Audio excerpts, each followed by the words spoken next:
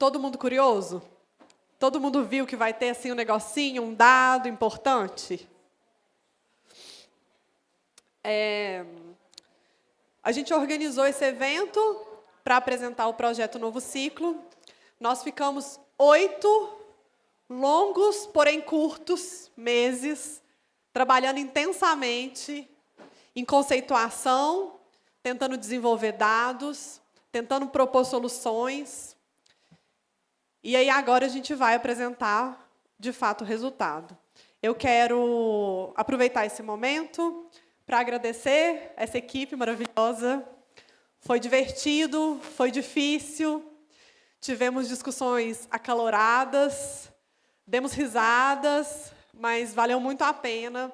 Eu fiquei muito marcada pelo trabalho, acho que pelas pessoas que estavam ali desenvolvendo o trabalho. Espero que vocês também, e espero que o trabalho seja realmente esse marco, né? Então, eu vou chamar, finalmente, ao palco. O primeiro nome eu esqueci, é uma pessoa que eu não tenho muito contato. Henrique Ferreira Ribeiro, engenheiro ambiental, especialista em gestão de negócios para resíduos.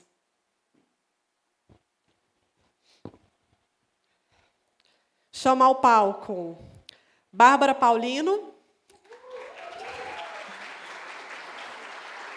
advogada especialista em direito público e em gestão em ESG, coordenadora jurídica de saneamento básico e consultora em logística reversa, e é a mulher com quem eu tive o prazer de dividir a mesa. E foi muito bom ter uma mulher forte comigo, porque não é fácil quando somos menos e precisamos de mulheres fortes nessa luta. Chamo ao palco Pedro Assis Neto. Pelo jeito, ele é muito querido, né? Analista ambiental sênior, técnico do projeto, com experiência em gestão de contratos públicos e de gestão de resíduos, e pai do bebê mais bonito que tem nesse momento, Pedrinho. Vou chamar ao palco Miguel Alano, economista especialista, técnico do projeto, com experiência em gestão de contratos públicos e de gestão de resíduos. E uma pessoa também que traz um tom especial, porque ele é artista, além de economista. Quem tem a sorte de trabalhar como pessoa que, além de economista, é artista? Chama ao palco Matheus Leste, analista ambiental pleno, técnico do projeto, especialista em gestão de projetos e em gestão e gerenciamento de resíduos.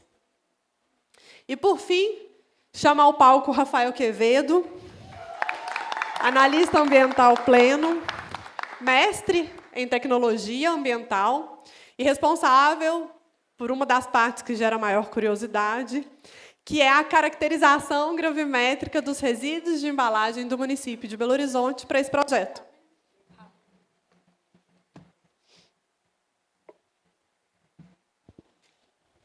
Muito suspense, eu vou dar só um último recadinho. Nós, depois da fala deles, vamos ter um momento para responder às dúvidas e às perguntas. Então, o nosso time já distribuiu papel e caneta. Se precisarem, vocês podem acionar. Então, quando a gente terminar essa apresentação, a gente abre para esse momento. Estou trazendo agora para que, se já quiser anotar, se já quiser entregar as perguntas, vocês fiquem à vontade. Passo a palavra para o Henrique, que vai conduzir a mesa. Henrique, com você.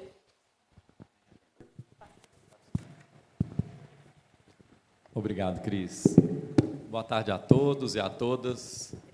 É uma grande alegria, primeiro, estar de volta no Centro Mineiro de Referência Resíduos, esse espaço tão importante e que teve uma história tão linda para a área de resíduos e, com certeza, formou o meu caráter e a minha história em resíduo. E o Zé Cláudio, meu professor na faculdade, representa muito, e a presença dele é muito importante nessa história toda de resíduo. Agradecer a cada um de vocês pela presença, é muito especial ver tantas pessoas envolvidas com um tema tão importante. E também agradecer a todos os parceiros e parceiras e as instituições que, ao longo desses 8 meses, como a Cris disse, curtos, mas intensos, realizamos inúmeras reuniões, dezenas de instituições nos receberam sempre de portas abertas e com um carinho muito especial. E isso ficou muito bem representado na fala da Nelly, que trouxe todo um roteiro, que me mandou mensagem: Henrique, eu posso ler? Eu falei: fica à vontade, Nelly, o que for mais fácil. E ela senta na mesa, se sente à vontade para julgar o roteiro fora e falar o que realmente veio do coração. Isso representa muito esse aspecto e essa mineridade que nos une na tarde de hoje.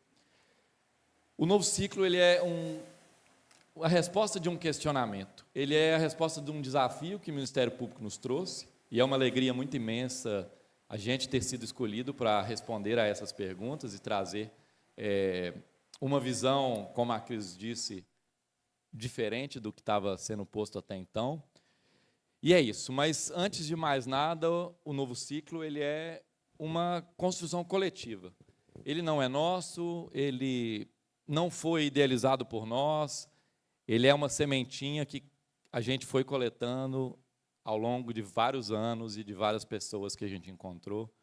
E muito obrigado a todos vocês.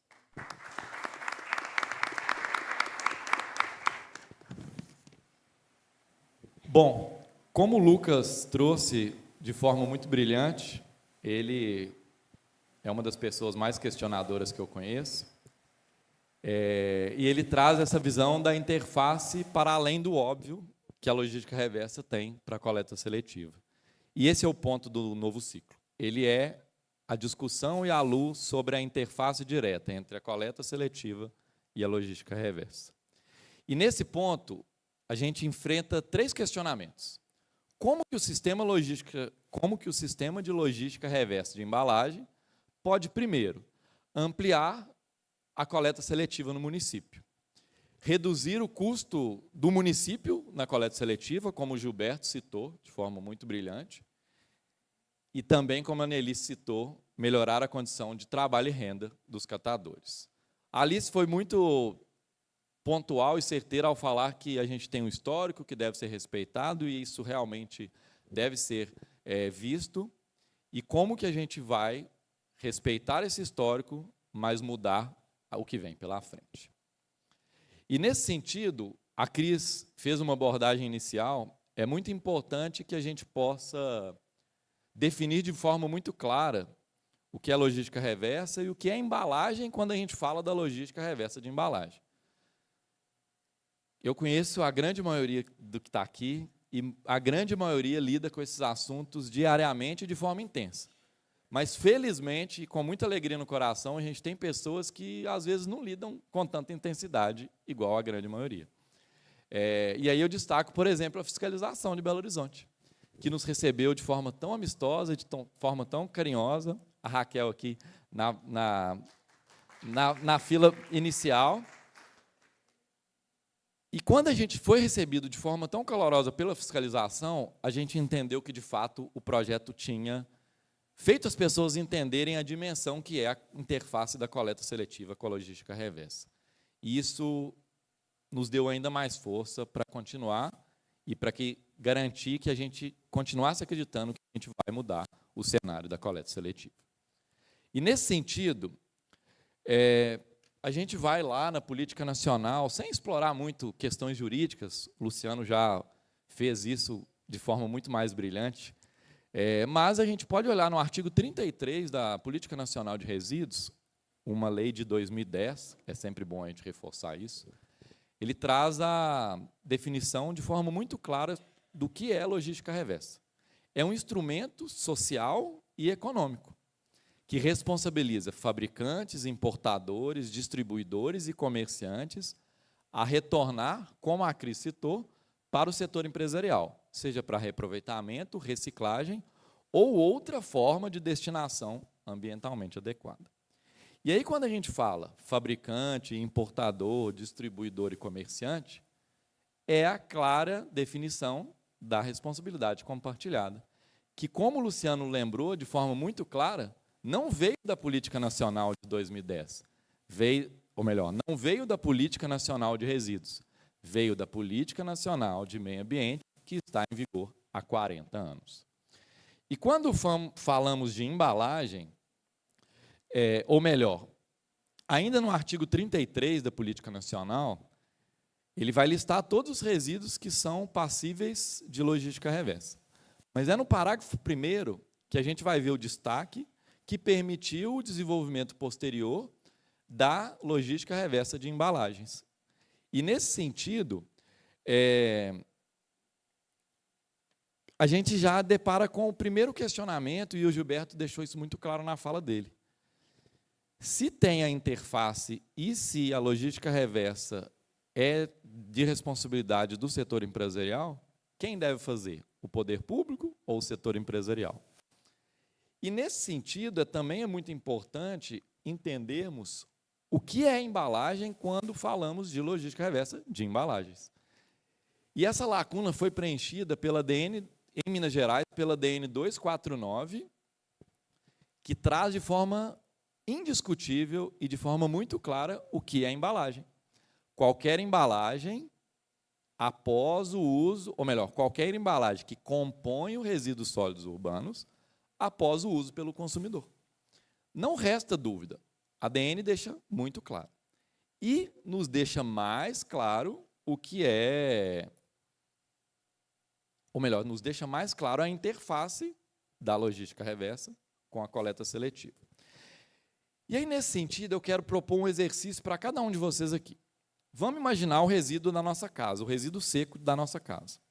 Naturalmente, todos aqui separamos para a coleta seletiva, não há nenhuma dúvida, né? Vamos imaginar que a gente olhou o resíduo. Eu quero que vocês imaginem o que não é embalagem dentro do nosso resíduo seco. A garrafa de água a garrafa de amaciante a embalagem do iFood, que veio a comida do iFood O que não é embalagem?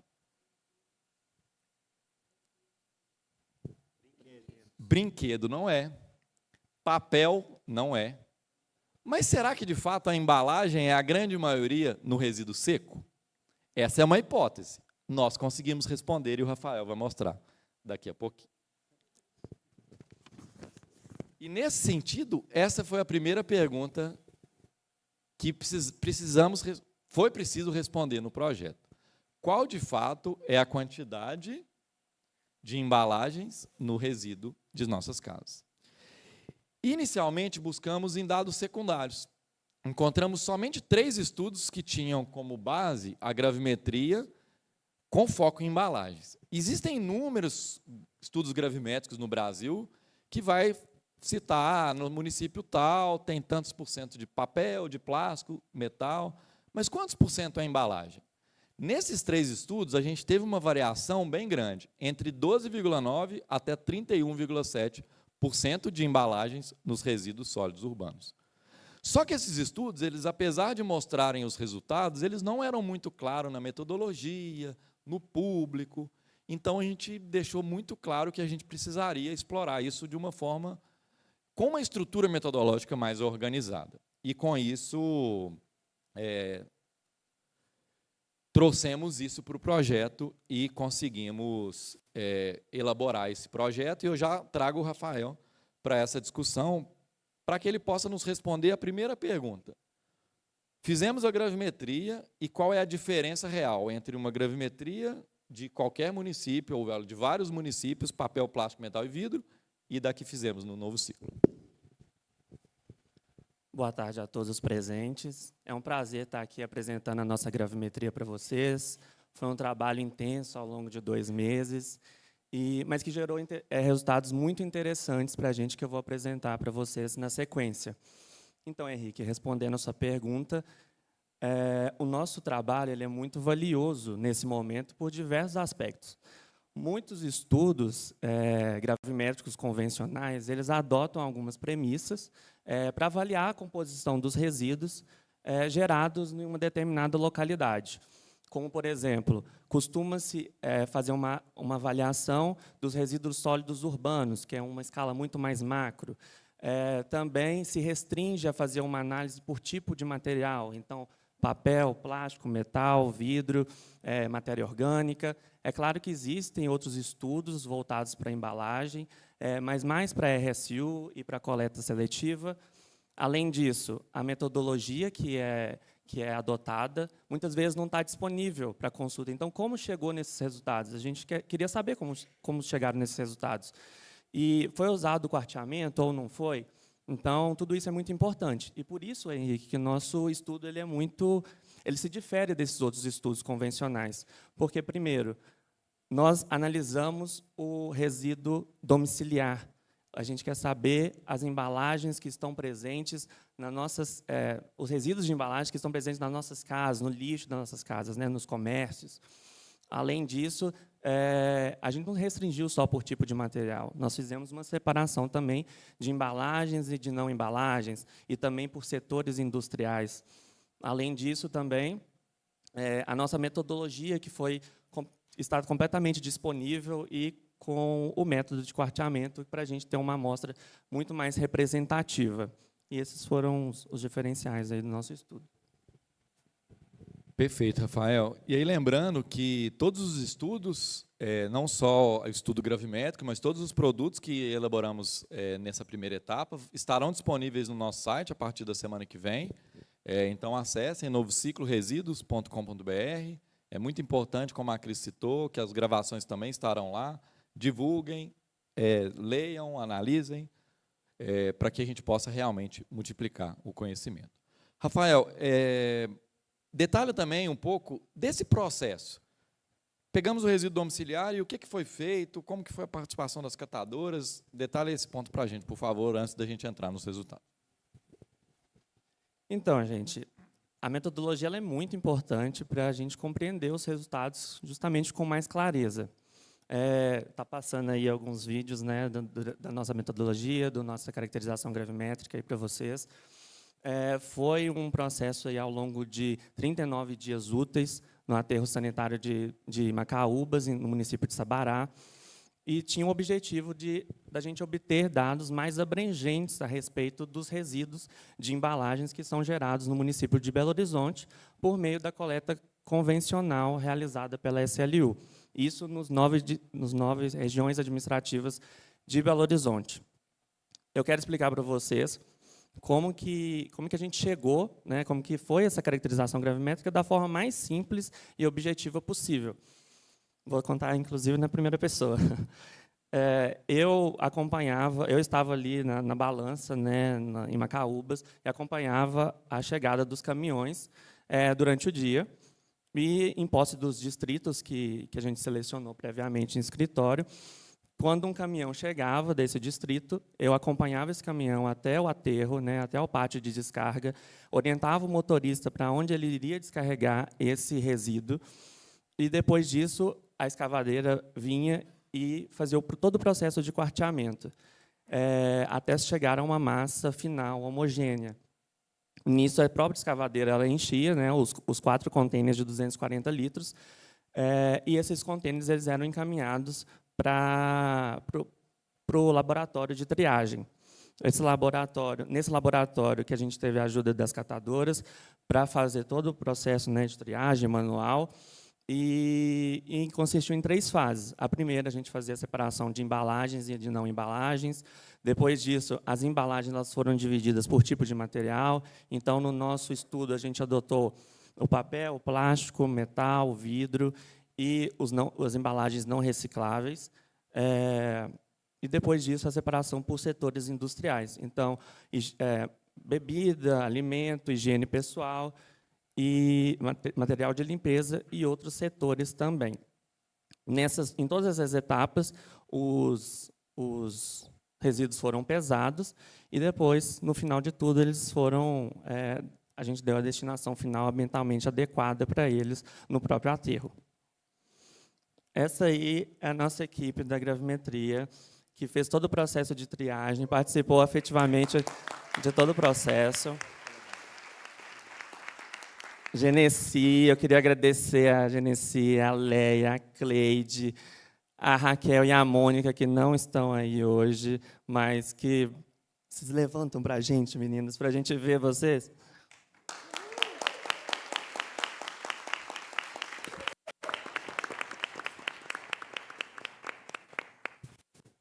Muito obrigada a elas. Foram muitas trocas durante esses 2 meses, eu tive muito aprendizado com elas, foi incrível. Também queria agradecer a SLU por todo o suporte e agradecer a Macaúbas também por disponibilizar o local e todo o pessoal que está envolvido na nossa caracterização gravimétrica.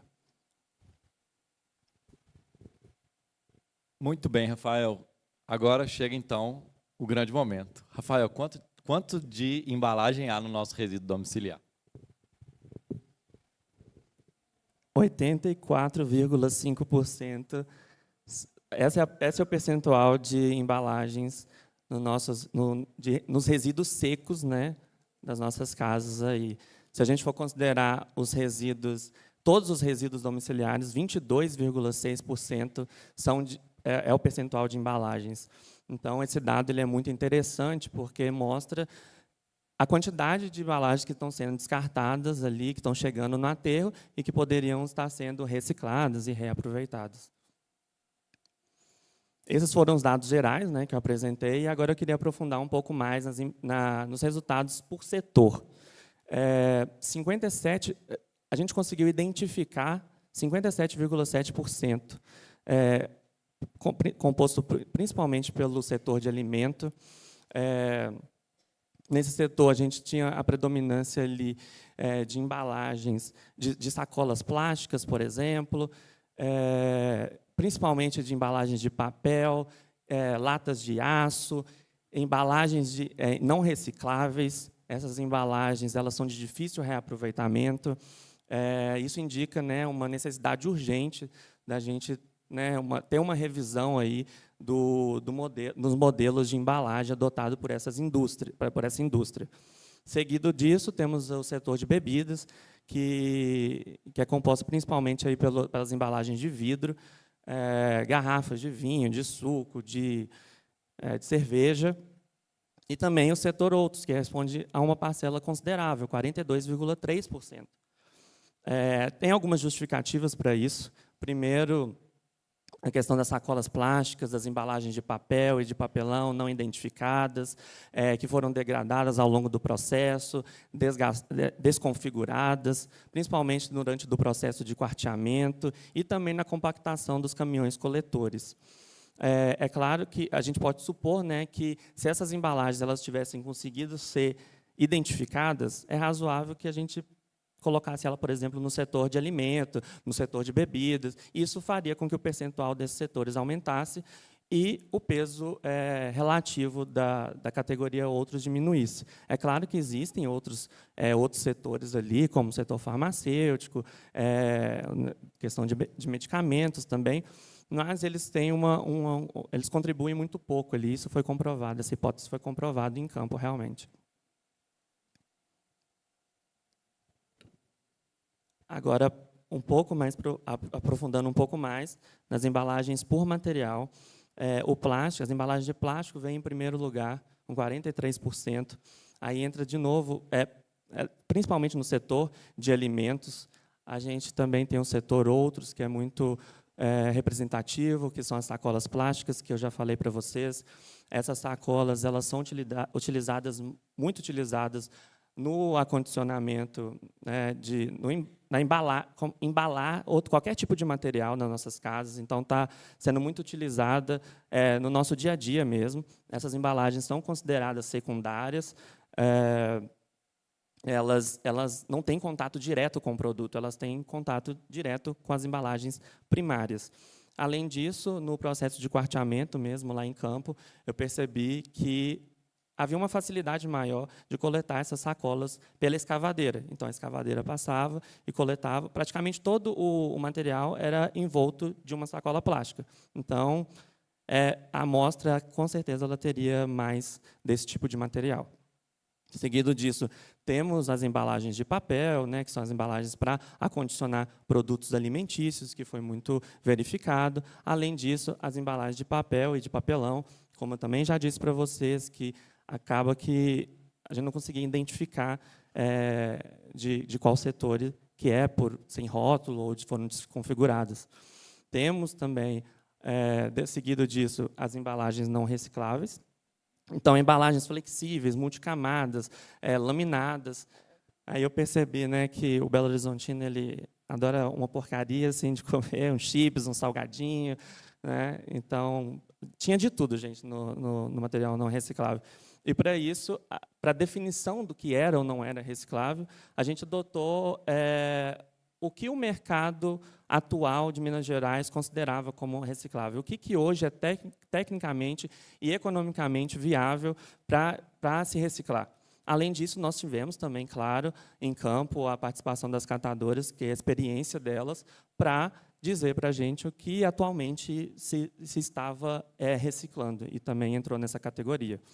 O metal, ele também foi predominante no setor de alimentos.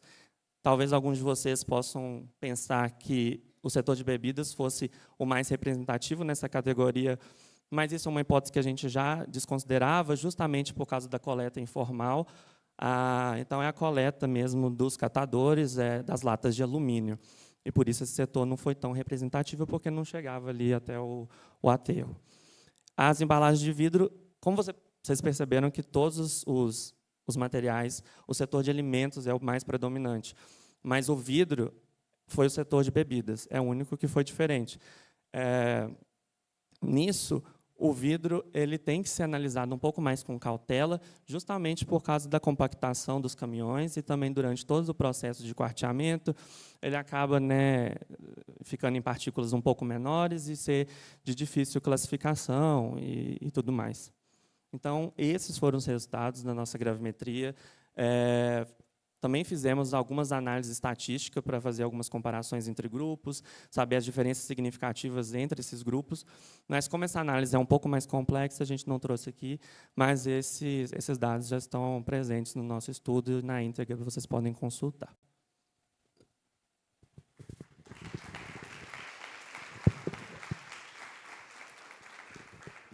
Muito obrigado, Rafael. E realmente foi um trabalho muito gratificante, envolver as catadoras foi também realmente muito gratificante, e a destreza que elas tinham na triagem, na separação do material, é algo a ser valorizado e destacado, e, mais uma vez, muito obrigado. E aí, vendo esses resultados, vendo que, de fato, a hipótese foi confirmada, 84% dos resíduos secos são embalagens, é ainda mais importante colocarmos luzes e trazer a logística reversa para a conversa da coleta seletiva. E, nesse sentido, quem, de fato, é responsável? E aí eu gostaria de trazer a Bárbara para a gente trazer uma visão legal sobre esse aspecto específico. A interface desse material da coleta seletiva com a logística reversa é indiscutível e não vai ser alterado. A gente não vai ter a população separando o que é embalagem do que não é embalagem em casa. A gente pode lutar para que eles separem, que nós, como cidadãos, separemos reciclável de não reciclável. É uma grande luta. Mas eu não espero que a gente separe de embalagens e não embalagens. Então, essa interface fica ainda mais gritante. Bárbara, se essa interface é vista, provada, o município é responsável pela coleta seletiva, igual a Alice citou, a empresa é responsável, as empresas, fabricantes, importadores, distribuidores, comerciantes, são responsáveis pela logística reversa. Como que a gente resolve essa interface na lei? Boa tarde a todos. Primeiro, gostaria de agradecer por estar aqui na presença de tantos colegas de caminhada e amigos queridos, e de fazer parte também do projeto Novo Ciclo. É uma alegria. O que o Henrique levanta, e a Alice já tratou sobre isso, né, na apresentação dela, de fato, é impossível a gente não ter um conflito aí, né, um aparente conflito de competências, digamos que é um aparente somente, porque a legislação ela é muito clara quando ela estabelece a responsabilidade de vários agentes, né, em relação a resíduos sólidos especiais. Então, você tem, sim, a responsabilidade do titular, do prestador, né, do serviço público de limpeza urbana, pelo manejo de resíduos sólidos e a limpeza urbana das cidades. E aí a gente inclui a coleta seletiva, a coleta indiferenciada domiciliar, e onde estão grande parte das embalagens, né, onde está grande parte das embalagens, como o Rafael conseguiu mostrar com muita clareza, mas a gente tem também outras responsabilidades. Então, por exemplo, nós temos resíduos sólidos específicos definidos pela Política Nacional de Resíduos Sólidos, que aqui em Belo Horizonte, na legislação, a gente trata como resíduos sólidos especiais. Já até soube que, na revisão da lei, pretendemos adequar isso. Mas, então, resíduos da construção civil, resíduos sólidos de saúde, resíduos de grandes geradores. A responsabilidade é do gerador, é um diferencial também, né? E, em relação à logística reversa, a responsabilidade é do fabricante, do distribuidor, do importador e do comerciante. E aí, a lei, vendo já essa confusão, né, ela deixa claro, olha, a logística reversa ela tem que ser implementada de forma independente do serviço público. Pode passar, por favor. E é interessante como que era previsível, né, que a coleta seletiva ia acabar se relacionando com a logística reversa. O legislador, já em 2010, ele prevê que, caso o poder público acabe por atuar, isso precisa se dar mediante prévio acordo e mediante remuneração. E aí eu gosto de destacar, até pelo objeto principal do nosso projeto, né, que é atrelado às organizações, aos catadores e catadoras de materiais recicláveis, que também, nessa atuação do poder público na logística reversa, há uma determinação que seja priorizada a contratação das organizações de catadores e catadoras de materiais recicláveis e não reutilizáveis, assim como na reciclagem, né? Então, há uma convergência também nisso, em relação à logística reversa. E aí a gente vê que, de fato, é muito comum não vermos essa formalização prévia da atuação do poder público, porque ela acontece, a gente está vendo, mas ela não é formalizada. E, mesmo nessa situação, a atuação do poder público ela é legitimada, porque a Política Nacional de Resíduos Sólidos, Luciana até citou a questão da responsabilidade ambiental, da legislação ambiental, mas também a Política Nacional de Resíduos Sólidos ela traz a responsabilidade do poder público de sempre atuar quando houver dano ao meio ambiente ou à saúde pública, para minimizar o dano e ser integralmente ressarcido pela sua atuação. Então, se não houve o acordo lá atrás, mesmo assim o poder público ele deve atuar. E aí, recentemente, com a atualização do marco do saneamento básico, a gente teve a ANA, a Agência Nacional de Águas, e agora é também de saneamento básico, incorporando as atribuições de regulamentar resíduos sólidos, não só mais água e esgoto, mas também os demais serviços do saneamento básico. E, recentemente, agora em 2024, a ANA emitiu a norma de referência 7, onde ela praticamente transcreve o que a lei já dizia, né? Então, ela deixa claro que o usuário do serviço público ele não pode arcar com os custos da logística reversa. Então, se por acaso o município está atuando, a TCR não pode pagar por isso. Quem que tem que pagar? A lei fala, né? O distribuidor, o importador, o comerciante e o fabricante. A gente apelidou esses de FDICs durante o nosso diagnóstico para facilitar, porque é difícil, né? Mas é isso. Muito bem, Bárbara. E aí fica muito claro que, por mais que haja uma interface operacional, material, a legislação já previa isso e já deixou muito claro. Inicialmente, as empresas deveriam fazer de forma independente, mas já prevendo que talvez isso não ia acontecer numa escala adequada, se o poder público fizer, ele deve ser remunerado. E o que a gente tem visto, a gente vai deixar mais claro isso com alguns números, o mercado parece que parou no artigo e esqueceu do primeiro parágrafo, fazer de forma independente, mas se não fizer, e aí esqueceu, deve remunerar o poder público. E a gente espera que isso mude muito em breve. E aí, gostaria de trazer o Matheus para a conversa, ele aprofundou muito nessas possibilidades que as empresas têm de evoluir e de apresentar isso de forma independente. Matheus, como que as empresas, de fato, podem atuar? Bom, primeiramente, boa tarde a todos. É um prazer fazer parte desse projeto, ainda mais com essa equipe que enriquece tanto a discussão, que enriquece tanto o cenário da logística reversa, do gerenciamento e da gestão de resíduos. E, bom, Henrique, te respondendo de forma bem resumida, hoje, a empresa sujeita à logística reversa, ela tem 2 caminhos a seguir. O primeiro caminho é através do modelo individual, onde o privado assume a responsabilidade integral por toda a cadeia, ou seja, ele vai estabelecer o mecanismo de recuperação das suas embalagens, vai destinar adequadamente essas embalagens, e ainda ele tem que protocolar os seus documentos junto ao órgão de controle. Tanto a apresentação do plano de logística reversa, quanto os relatórios de atendimento às metas. E, já no modelo, o outro caminho, pode passar?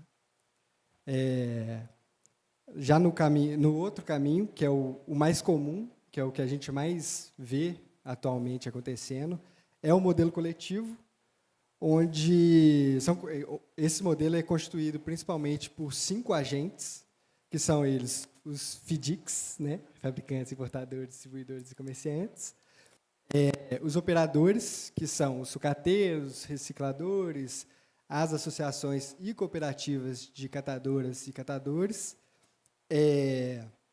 o verificador independente, que é quem valida todo esse processo, o órgão de controle, né, e as entidades gestoras, que é o principal elo dessa cadeia, que é quem faz a intermediação entre todos os agentes desse fluxo. E ainda são responsáveis pelo mecanismo de compensação e comprovação da massa recuperada pelos operadores, podendo estabelecer isso através dos certificados de logística reversa, que hoje são 3 tipos, que é o certificado de crédito de logística reversa, o certificado estruturante e o certificado de crédito de massa futura, cada um com um critério diferente para ser utilizado. Henrique. Muito bem, Matheus.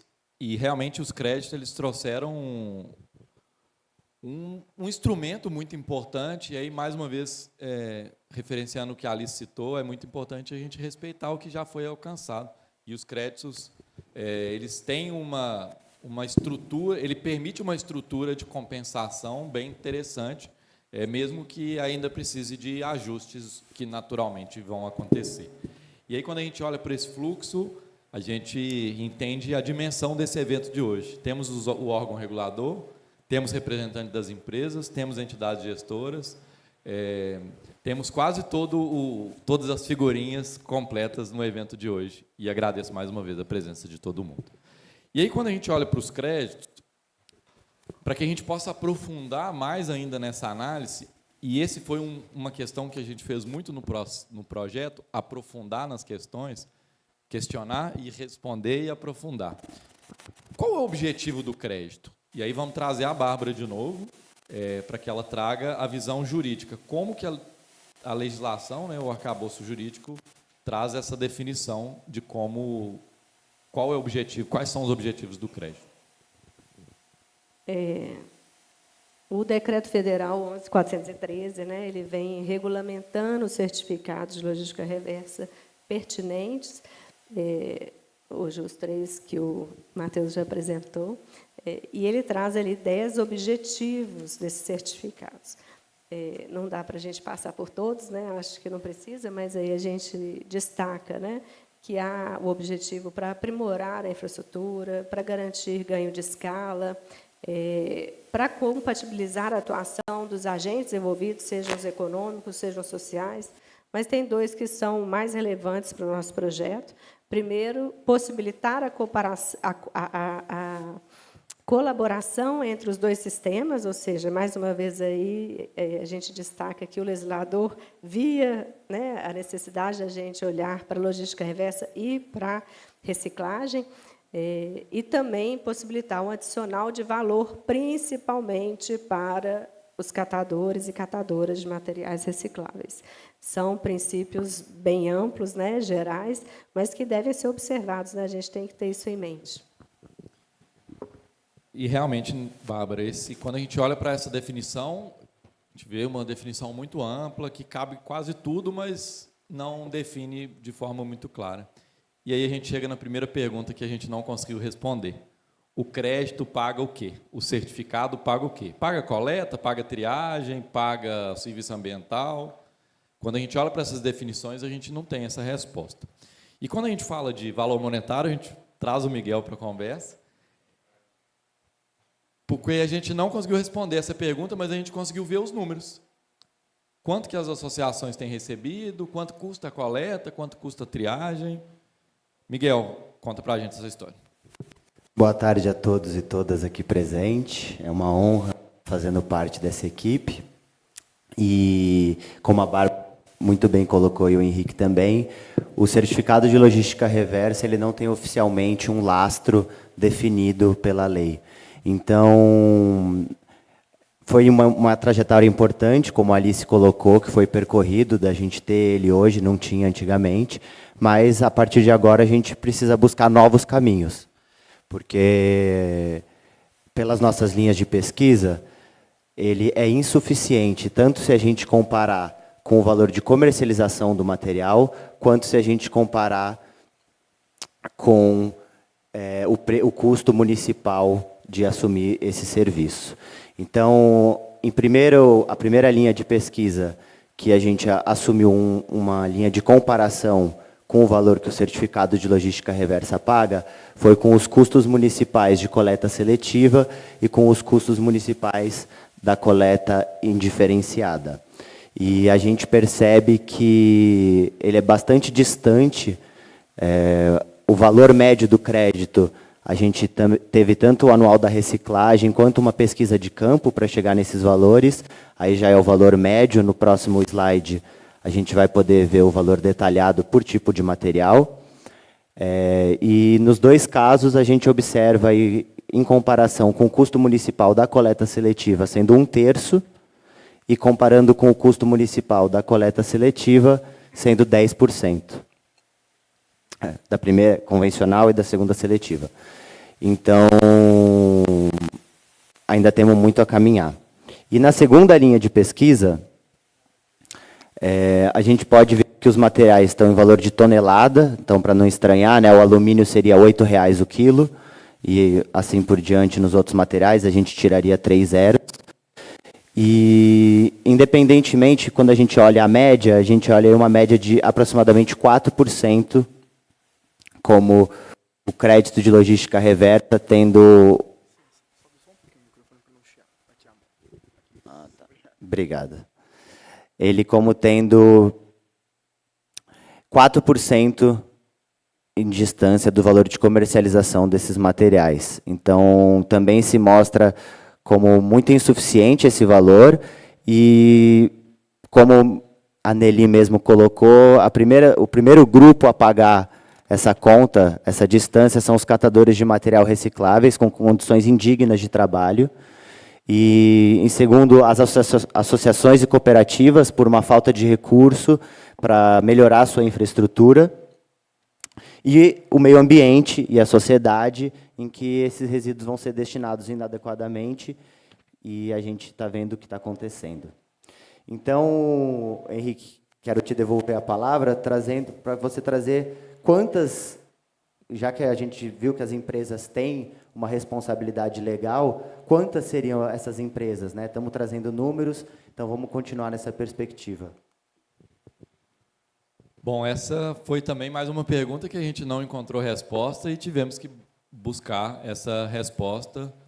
E aí desenvolvemos uma metodologia com dados públicos que pudemos, então, responder quantas empresas, de fato, são passíveis ou potencialmente sujeitas às obrigatoriedades da logística reversa. O primeiro ponto foi a análise das atividades econômicas que temos no Brasil. Uma empresa hoje pode ter até 100 atividades econômicas, sendo uma principal e 99 secundárias. São 1.331 possíveis atividades econômicas. Dessas atividades, 361, 27%, são potencialmente sujeitas à logística reversa. Então, vamos dar um exemplo para ficar muito claro. Uma mineração, a atividade dela econômica é extrair minério. O produto que ela gera não é um produto que vai ser classificado com a embalagem. Vamos voltar lá na definição, logo nos primeiros slides. É a embalagem passiva de logística reversa, a embalagem presente no resíduos sólidos urbanos após o uso do consumidor. Perfeito. Um cabeleireiro ou uma cabeleireira, o serviço de cortar cabelo não gera um produto. Não é produto, é serviço. Não é passível de logística reversa. Mas se esse cabeleireiro, essa cabeleireira, tiver uma atividade secundária de venda de cosmético, de shampoo, creme, ela é potencialmente sujeita à logística reversa. Então, cabeleireiro, não potencialmente sujeito. Venda de cosmético, potencialmente sujeitos. Cruzamos essa informação com o Cadastro Nacional de Pessoas Jurídicas, o CNPJ. A gente trata do CNPJ como um número, mas, na verdade, ele é um cadastro. Usamos o banco de dados de outubro de 2024, que tinha mais ou menos 26 milhões de empresas ativas. Sim, a gente analisou um banco de dados, um Excel, que não é Excel na verdade, que tinha 26 milhões de linhas. Cruzamos, então, com as atividades econômicas, primárias e secundárias, e identificamos as empresas potencialmente sujeitas à logística reversa. 9,7 milhões de empresas no Brasil, 1 milhão em Minas e 151 mil empresas em Belo Horizonte. E aí um destaque importante. Por que até agora estamos falando de potencialmente sujeitas à logística reversa? Porque a atividade econômica não necessariamente está sendo exercida. E a logística reversa é o produto e não a atividade econômica. É a atividade econômica de fato exercida. Se a gente pegar essas empresas de Belo Horizonte, para a gente fazer uma análise mais estratificada, vamos primeiro no quadro da direita. A gente vai ver que 57% das empresas são MEIs, microempreendedores individuais. Então, é a pessoa que trabalha de casa vendendo roupa. Está aqui como potencialmente sujeita à logística reversa. Só que a legislação brasileira hoje não há nenhuma diferença de cobrança. Ela vai ter que cobrar de forma igualitária da MEI, da microempresa, da média empresa, da pequena e da grande. Quando a gente vai olhar as grandes, nós estamos falando de 4,6%, 4,3% das empresas são grandes empresas, médias e grandes empresas.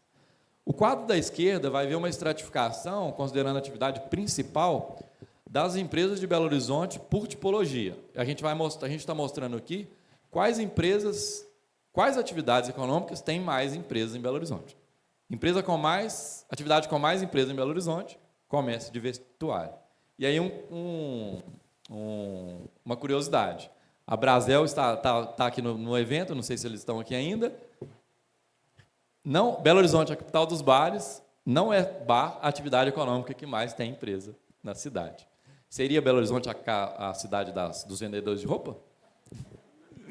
Bom, mas a gente precisa, então, identificar as empresas de fato passíveis da logística reversa, que são aquelas que exerceram a atividade, não na sua sede, mas em Belo Horizonte, que é o foco inicial do projeto.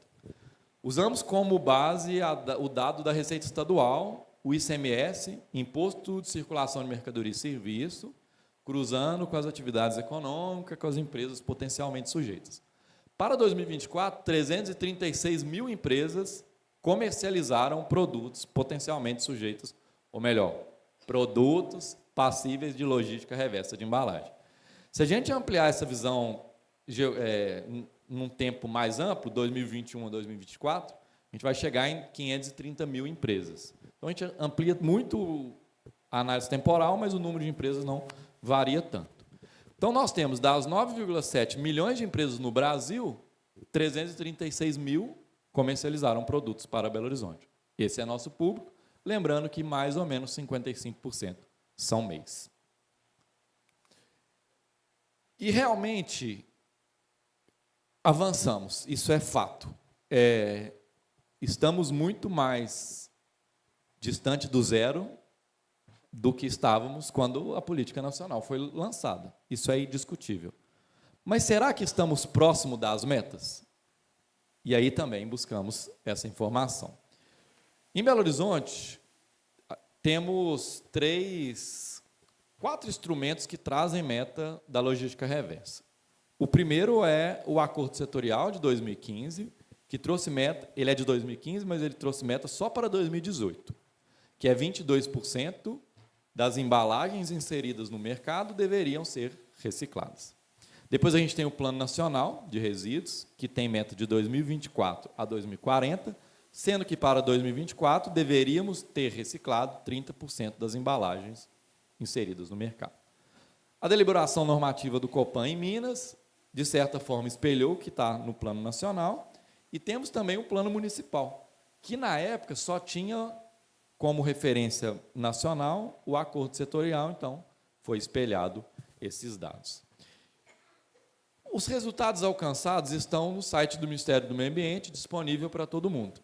E quando vamos olhar os resultados, a gente vai ver que as entidades gestoras que representam as empresas estão apresentando os resultados. E aí uma curiosidade muito interessante, o Matheus citou, vocês vão recordar, 2 possibilidades. Modelo coletivo via entidade gestora e modelo individual. Não há no site do Ministério do Meio Ambiente nenhuma apresentação de resultado de modelo individual. Não conseguimos descobrir se é que não tem ou não tem resultado. A nossa expectativa é que não há nenhum modelo individual estruturado.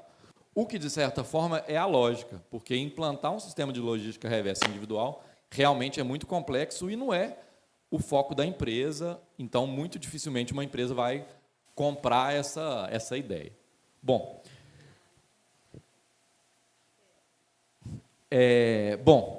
os resultados, então, para 2023, 718 mil toneladas de embalagens recicladas. Esse é um bom número, é um volume bem significativo. Mas se a gente faz isso comparando com a meta de 2024, e projeta isso para a meta de 2024, isso vai representar 14% da meta. Estamos muito longe do que a gente espera.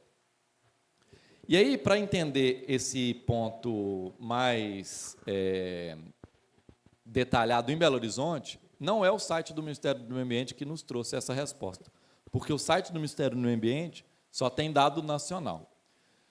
A partir do ano de 2026, as empresas que inserem embalagem em Minas Gerais vão ter que apresentar relatórios do ano de execução 2025 para o Estado de Minas Gerais, então a gente vai ter dados para Minas muito em breve, o que nos traz uma alegria. Então, para Belo Horizonte, a gente então entendeu explorar e entender essa dinâmica do fluxo do resíduo, dos catadores, do programa municipal. E a lógica é que o Pedro assumisse essa responsabilidade, afinal, ele ficou na SLU 12 anos, dominando todo esse processo. Ele praticamente já tinha essa resposta. Falei, não, Pedro, vamos atualizar as informações. Conhecia todo mundo, foi muito fácil. E aí, foi falar com os catadores e com todo mundo, e aí já enfrentou resistência nele, e deixou muito claro aqui. Mais um projeto. E aí, é uma felicidade ela nos trazer a devolutiva que realmente ela viu, não como mais um projeto, mas um projeto que tem uma grande chance de gerar resultados reais. Pedro, detalhe o processo em Belo Horizonte. Como que a logística reversa tem atuado? Boa tarde a todos e todas. Muito feliz de estar aqui hoje com vocês. Uma satisfação enorme participar desse processo. Nelly, depois que a gente vira pai, a gente fica meio sensível. Você deixou a gente um pouco emocionado. É muito gratificante trazer esses resultados para vocês e a gente espera, né? Acho que a trajetória que eu aprendi lá em 2012 com uma pessoa que chama André, de ser servidor público, é da gente trazer impacto para a sociedade, né? E esse é o nosso objetivo aqui. Bom, de uma forma geral, o serviço de coleta na cidade ele se divide na coleta domiciliar, indiferenciada, que é a coleta convencional, e a coleta seletiva, né? Dentro do que a gente chama ali de coleta domiciliar, a gente tem 2 modalidades hoje em Belo Horizonte. Belo Horizonte é dividida em 9 regiões administrativas, né? E a gente tem essa realidade de contratação das empresas que executam o serviço através de lotes de contratação. E a coleta convencional, então, pode ser dividida em duas modalidades básicas, que é a cidade formal e a coleta em zonas especiais, né, vilas e favelas. Esse material coletado é destinado à CTR Macaúbas, que é um contrato de parceria público-privado que a prefeitura detém de destinação final dos resíduos. E aí, ali embaixo, a gente tem a coleta seletiva, que também se subdivide em duas modalidades. A ponto, que hoje é executada ainda por um processo interno da superintendência, ou seja, caminhões e servidores próprios da superintendência que executam esse serviço. A gente tem duas submodalidades ali, que é a mecanizada e a automatizada, que é a coleta dos pontos a ponto, né, os PEVs e o que é o programa hoje, que é o Ponto Verde, e a coleta seletiva porta a porta, que em Belo Horizonte as cooperativas são contratadas para executar essa coleta. Um dado importante que a gente encontrou é que apenas 6,5% dos municípios no Brasil contratam cooperativas para a prestação de serviços de coleta. Então, é muito relevante a gente ter esse cenário em Belo Horizonte de avanço na discussão dessa remuneração das cooperativas. Hoje, as cooperativas elas se organizam em duas redes, né, a Cata Unidos e a Rede Sol, sendo que a Cata Unidos a gente tem a Copesol Leste e a Asmari, e a Rede Sol a gente tem a Copemar Oeste, Copersol e Barreiro, Comarp e Pampulha e a Sócio Recicle. Então, todas essas cooperativas elas são contratadas para prestar esse serviço. O material é destinado para os galpões, que são subsidiados pela prefeitura, seja por meio de aluguel ou cessão do terreno, né, do galpão.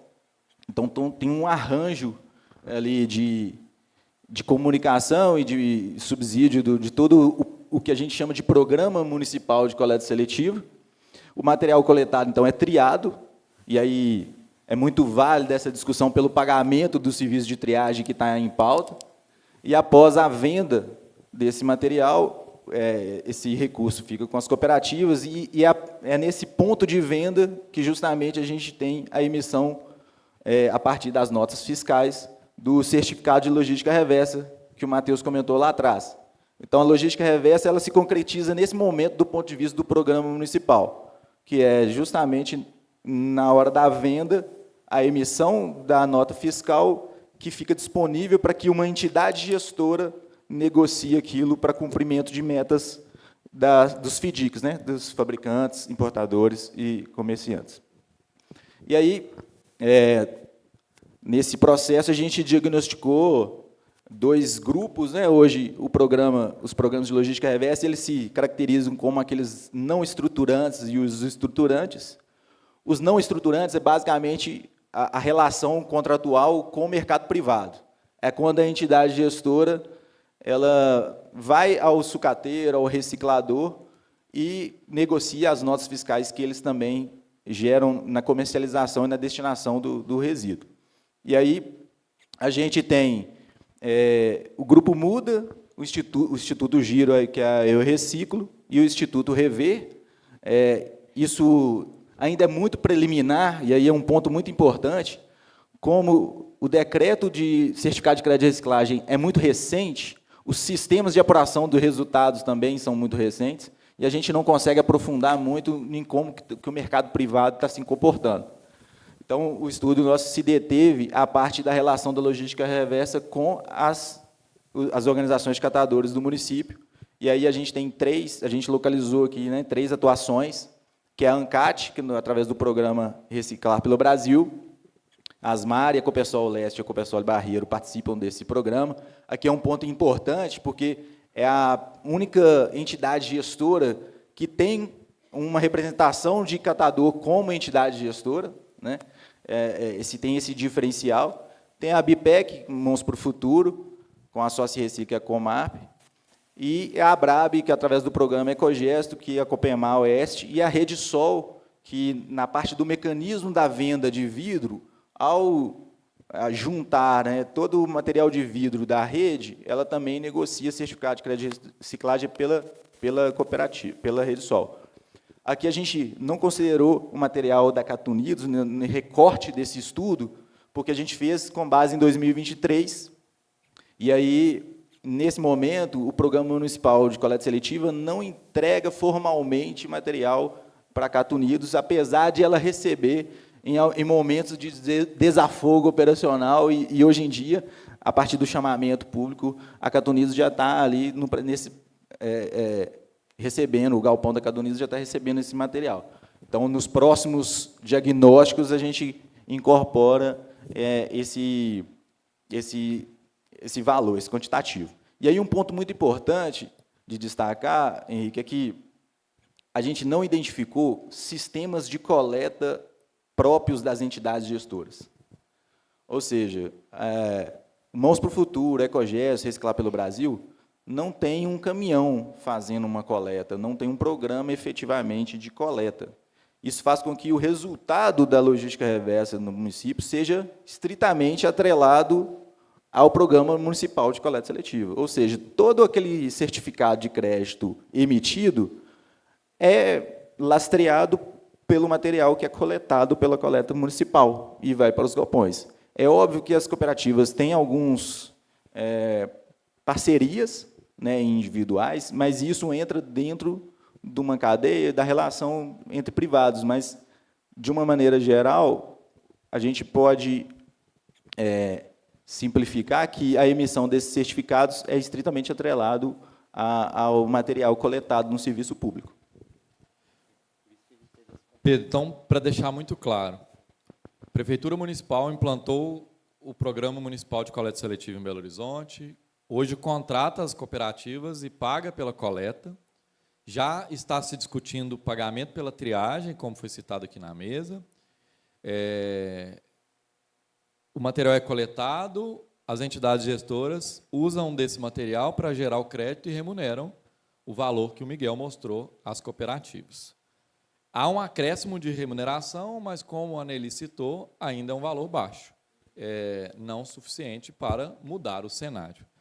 E aí eu volto no que o Lucas falou, e, ao longo desse tempo, eu nunca tinha pensado, nós no projeto nunca tínhamos pensado nisso, que é a parceria entre as entidades, as empresas responsáveis pela logística reversa e o poder público, ele vai gerar uma possibilidade de fortalecimento das forças e neutralidade das fraquezas.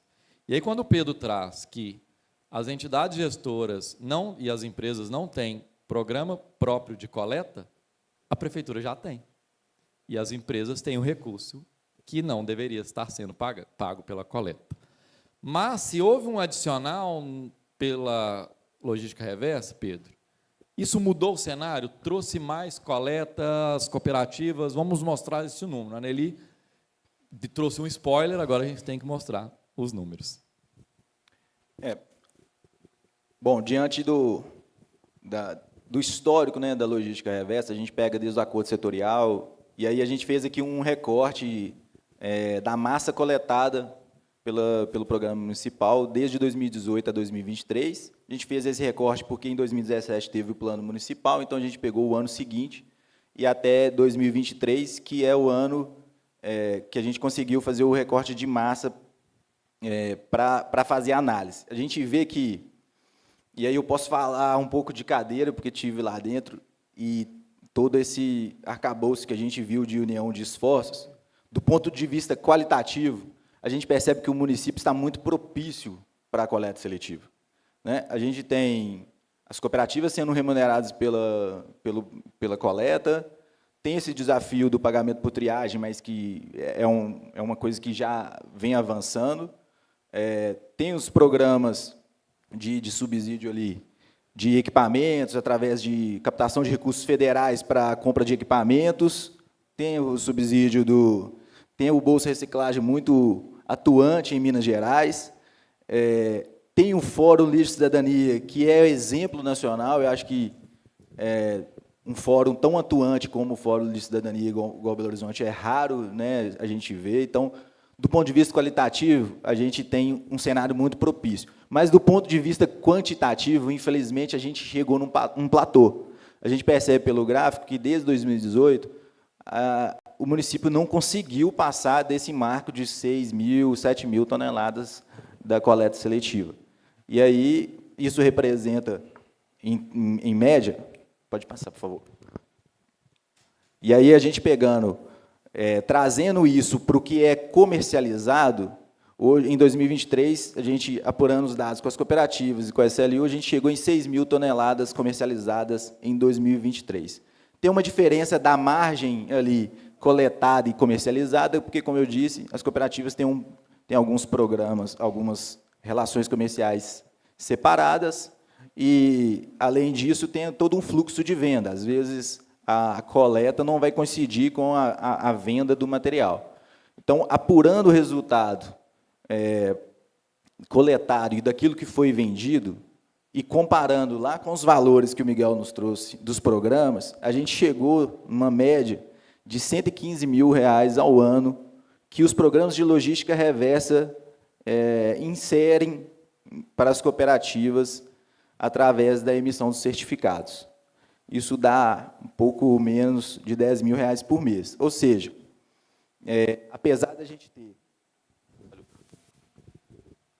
gente ter um programa, uma parte qualitativa muito bem estruturada no município, do ponto de vista de coleta, né, dos números da coleta e do resultado da logística reversa, a gente percebe que o valor incorporado ele não é suficiente para mudar o cenário do município. Pedro, esses números trazem clareza para o que a Nelly antecipou. Precisamos batalhar para que tenhamos programas de fato estruturantes. Se a gente pensa num galpão novo que vai custar 15, 20 milhões, não é com 115 mil por ano que a gente vai resolver esse problema. Ou a gente muda esse patamar e muda essa visão, ou a gente vai continuar com esse histórico. E, nesse sentido, para além dessa questão financeira, dessa questão dos créditos, há um impacto. O poder público, como a Bárbara citou, ele não é facultado a não fazer. A embalagem está no resíduo, ele tem que coletar. Isso custa. E custa para nós, como munícipes. Só que a legislação fala que a cobrança deveria estar sendo do consumidor e não do munícipe. E aí nós estamos falando de justiça tributária. Quem está pagando, muitas vezes, não é quem está consumindo. E aí, antes de passar para o Miguel, para que ele mostre quanto custa essa operação das embalagens por parte da Prefeitura, gostaria de lembrar que a gente já está caminhando para o final e que vamos ter uma confraternização, espero que todo mundo esteja conosco, para que a gente possa continuar esse momento tão importante de união. Miguel, quanto custa para a Prefeitura manejar 22,6% das embalagens na cidade? Pasmem, mas quase 60 milhões de reais. Então, para ser mais exato, 57,7 milhões de reais é o custo para a Prefeitura para manejar as embalagens. Então, o valor de 100 mil reais que as associações recebem por ano, esses 57 milhões também é por ano. Dá para ver que está faltando zero aí. E então, para a gente chegar nesses valores, a gente utilizou a massa coletada e multiplicou pelo preço público, no caso da coleta indiferenciada, e no caso da coleta seletiva, pelo custo municipal.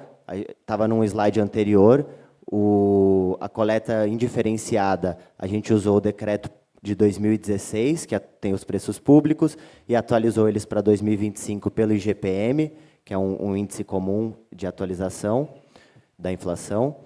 E para a coleta seletiva, a gente usou um valor que estava disponível no plano municipal, de 2016 para 2017, e atualizou eles para 2025. E aí, na primeira coluna que a gente vê aqui, a gente tem o custo total, sem considerar a embalagem, e na segunda coluna a gente faz o recorte a partir da gravimetria que o Rafa apresentou, tendo os valores de 50 milhões, quando a gente faz o recorte de 22,6% do resíduo domiciliar sendo embalagem, e ali o quase 6 milhões e 600 mil, sendo o custo para a prefeitura de manejar a embalagem, no caso da coleta seletiva, que considera 84,5% de resíduos sólidos secos. Então, e agora, né? E o custo operacional não é o único custo. E aí, ao longo do processo, do projeto, como eu citei, a gente apresentou para várias pessoas, várias instituições, e fomos acrescentando ideias e acrescentando. E aí, um ponto que a gente acrescentou, e o Matheus vai mostrar, é o impacto além do econômico, que o Luciano, foi uma sugestão do Luciano, do MP, em uma das reuniões, falou assim, mas o impacto econômico é importante, mas e o impacto ambiental? Só que buscamos quantificar isso em números para que a gente pudesse tangenciar. Matheus, traga os dados para além dos econômicos.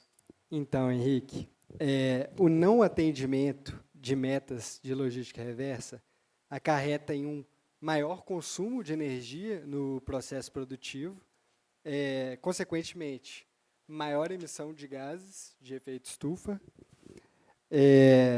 e, obviamente, quanto menor é a massa reciclada, maior será o consumo de insumos naturais, o que vai essencialmente contra a Estratégia Nacional de Economia Circular, que mais recentemente se desdobrou no Plano Nacional de Economia Circular, que traz como objetivo essa transição do modelo econômico linear justamente para o modelo econômico circular, que visa essa redução desse impacto que a gente citou. E trazendo esse impacto para a administração pública de Belo Horizonte,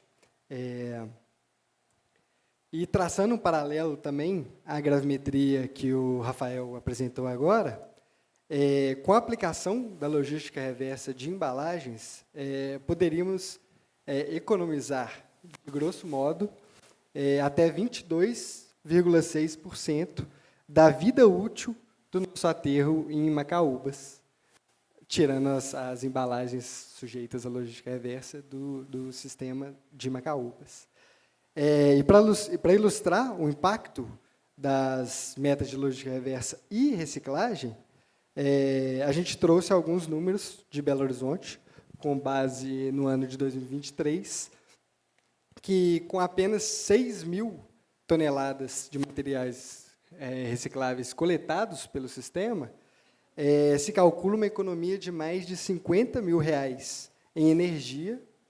A gente evitou cerca de 2.700 toneladas de emissão de gás carbônico e a economia de cerca de R$2.200.000 em insumos naturais. E esses números nos mostram que a cada 1% de meta de reciclagem alcançada em Belo Horizonte, a gente gera um benefício ambiental equivalente a mais de R$2.300.000. Muito bem, Matheus, muito obrigado. Então, diante de todo esse cenário, de toda essa realidade que nos é imposta, debruçamos, então, para as proposições. E, como eu citei, o projeto Novo Ciclo ele é uma construção coletiva e ele parte do pressuposto que temos uma base jurídica muito bem estruturada, estamos num momento muito oportuno, mas que, infelizmente, os resultados ainda não estão sendo alcançados.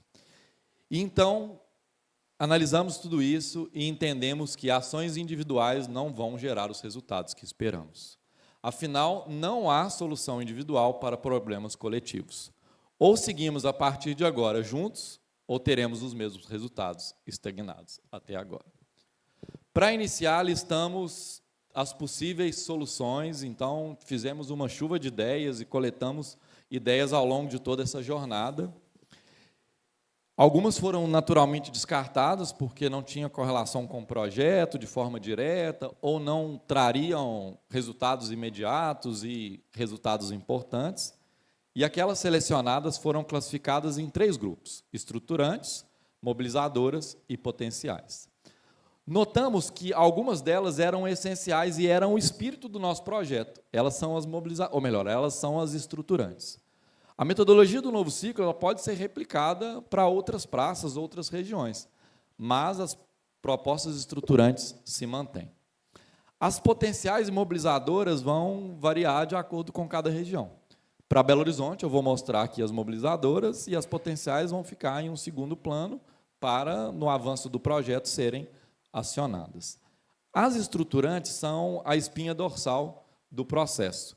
Elas garantem a essência da união de forças.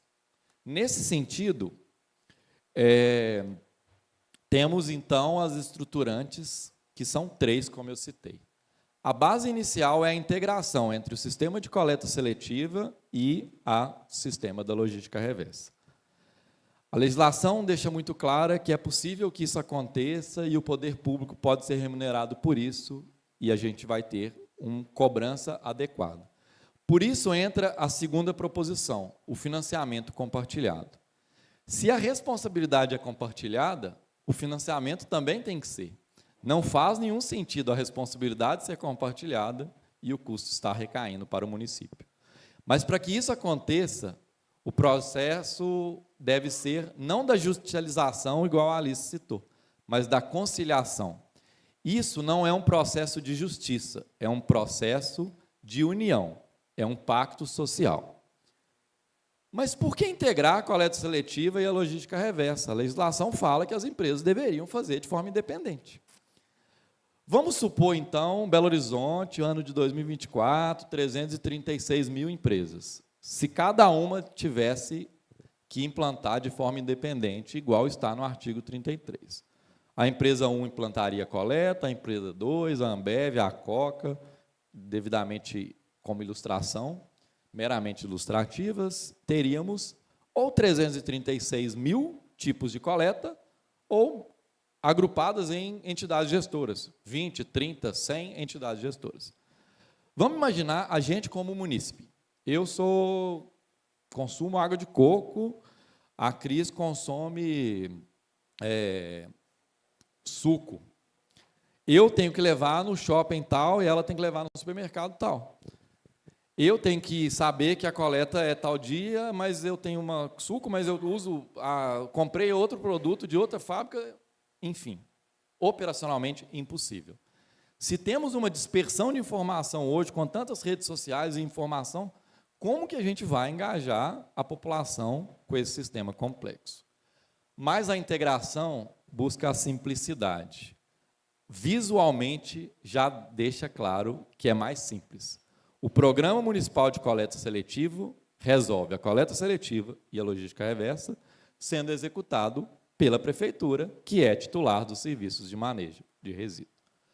Mas o que vamos ganhar com isso? Primeiro, vamos ganhar a otimização de recursos. Não há por que ter espelhamento de uma ação que pode ser conjunta. Não tem porquê. Vamos garantir o real fortalecimento dos catadores e catadoras. O processo com as entidades gestoras, de forma individual, tem sofrido uma pressão muito grande das empresas privadas, depósitos atacadistas, ferro velho, e o crédito do certificado tem sido pressionado nesse sentido também. Vamos ter uma drástica redução do gás de efeito estufa se comparado ao sistema com as 336 mil empresas, se dermos como exemplo Belo Horizonte. Isso vai se expandir a 9,7 milhões quando a gente está falando do Brasil. A gente tem uma nítida melhoria do atendimento para a população.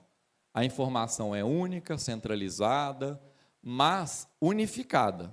Vamos resolver de forma conjunta. E, para finalizar, a melhoria da governança. Não há por que gerenciarmos um sistema tão complexo. Nada é mais elegante do que o simples. Mas, para que isso aconteça e que isso realmente gere resultados, primeiro precisamos ampliar a estrutura de triagem. Não adianta a prefeitura amanhã colocar mais caminhão na rua e coletar mais. A gente precisa ter estrutura de galpão e catadores e catadoras garantindo a triagem. Não adianta a gente coletar e enviar para o aterro. Vamos chegar lá. a gente vai também ampliar a coleta, paralelamente. Mas precisa aumentar a remuneração dos catadores. Com o mercado de trabalho melhorando, a pressão para que a gente consiga mais catadores para trabalhar, estar associado, é extremamente importante. Como vamos competir com uma vaga de um supermercado que tem vale transporte, alimentação, saúde, bolsa de estudo? Como que a gente vai tirar uma pessoa e ela vai olhar para uma vaga numa associação e uma vaga no... eu vou para onde? Precisamos disputar de forma igualitária. E aí chegamos na melhoria da eficiência. Para isso, a ampliação da educação ambiental. Não adianta expandir regionalmente. Podemos ampliar o volume coletado se tivermos mais adesão e mais eficiência das pessoas, nós segregando de forma mais eficiente. As cooperativas não aguentam tanto rejeito nos galpões. Em Belo Horizonte, especificamente, temos um planejamento definido pelo Plano Municipal de Gestão de Resíduos, que definiu as metas, quantos galpões são necessários, mas, infelizmente, ele está parado no tempo. No projeto, deslocamos temporalmente, adaptamos à realidade e temos um planejamento, uma base inicial de planejamento. Naturalmente, muita coisa vai ser reaproveitada, mas muita coisa precisa ser adaptada.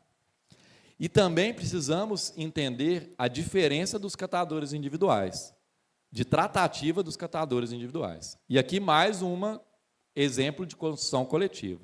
O Diego está aqui no final, no fundo, membro do Fórum Lixo e Cidadania, da Temis atualmente, foi um dos que bateu muito na gente para os catadores individuais precisam ser incluídos de forma diferenciada. Não adianta só implantar galpão e as associações. E realmente ele estava certo e mudamos e melhoramos o projeto nesse sentido.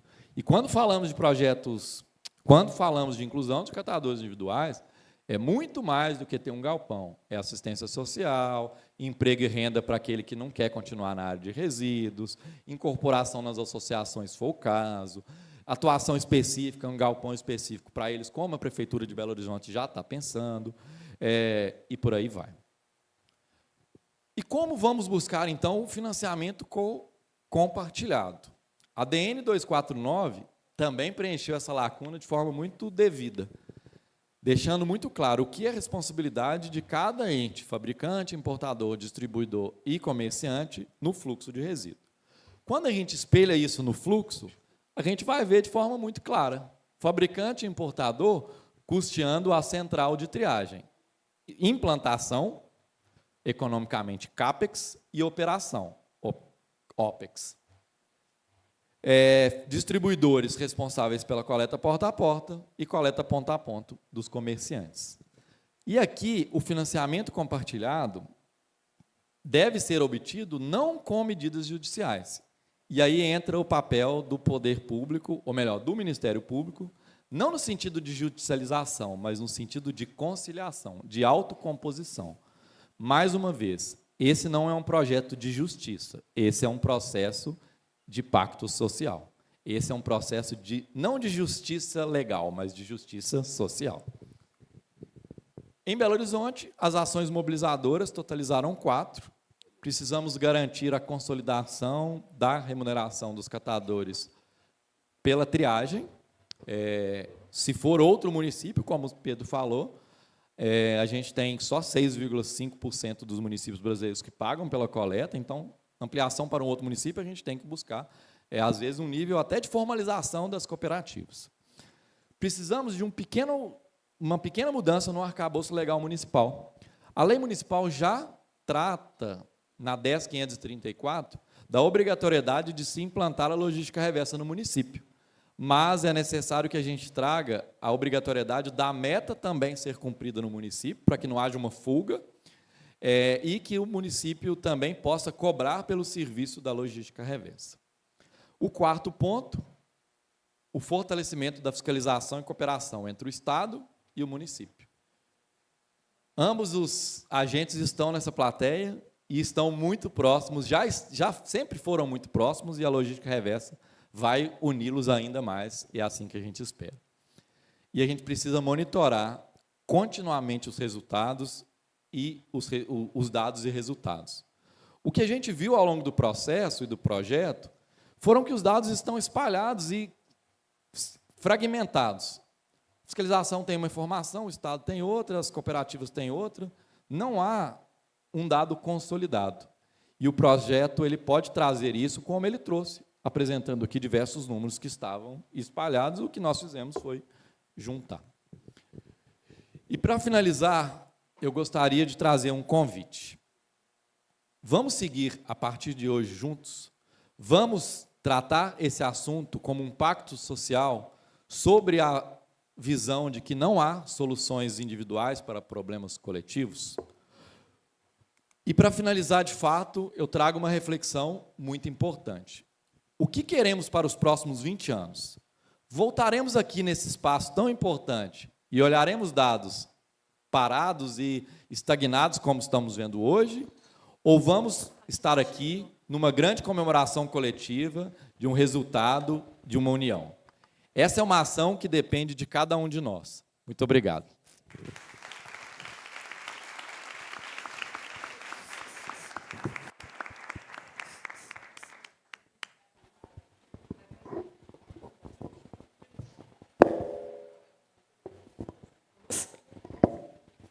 Cansados?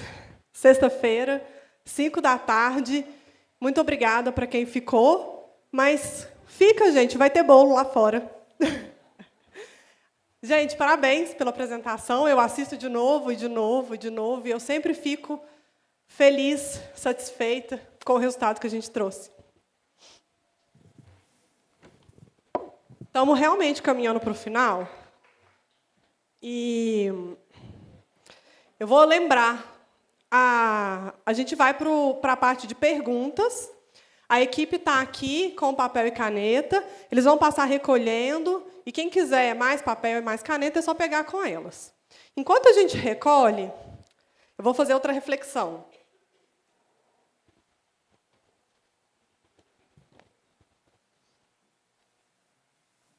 Eu tenho uma outra frase de impacto. E dessa vez é uma frase de Karl Marx, que eu também li e também me remeteu ao projeto. E a frase diz: ser radical é agarrar as coisas pela raiz. E aí, numa tradução mais simples, radical é quem procura a raiz dos problemas para encontrar soluções. Então, eu sei que vocês estão cansados. Sexta-feira é pesado. Essa apresentação é super densa. Quem não conhece, ou quem não conhece algum termo, deve estar com a cabeça, né, trabalhando. Mas como que a gente vai solucionar um problema tão complexo se a gente não for a fundo na raiz do problema e se agarrar para poder trazer uma solução que a gente, né, considera, de fato, eficiente e eficaz? Então, estamos aqui, estamos cansados, mas não tem outro formato para debater o tema, né? E aí, enquanto a gente ainda recolhe as perguntas, eu vou fazer... Eu sei, a gente agradeceu o dia inteiro, mas a gente tem alguns agradecimentos oficiais importantes. Eu preciso agradecer imensamente ao Centro Mineiro de Referência em Resíduos. Muito obrigada por receberem a gente. É uma honra enorme fazer um evento num espaço que foi construído para debater resíduo, né? Então, para a gente, é uma honra muito grande. Eu preciso agradecer imensamente ao Ministério Público por ter trago esse desafio com a gente e ter construído com a gente esse projeto complexo. Eu preciso agradecer também a SLU, vou tentar olhar no olho de todo mundo, porque fizemos várias reuniões e várias reuniões, fomos sempre muito bem recebidos por eles, e eles construíram essa proposta junto com a gente. A gente precisava deles para os dados, né? Então, importante.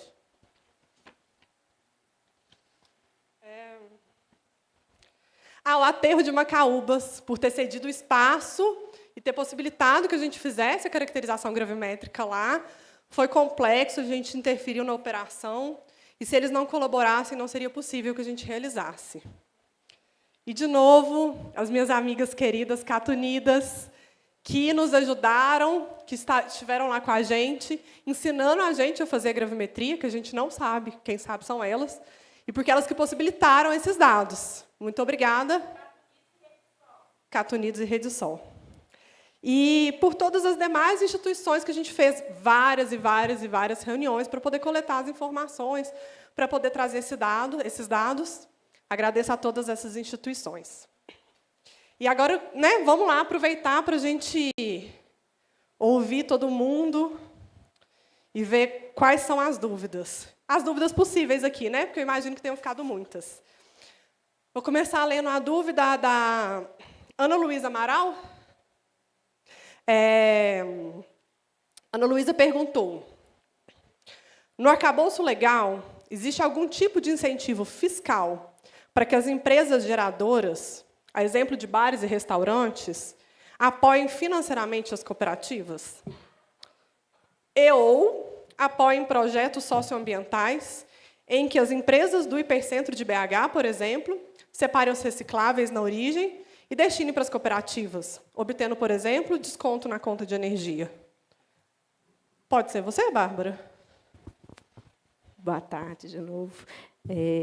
Eu não conheço legislação específica da logística reversa que preveja esse tipo de incentivo.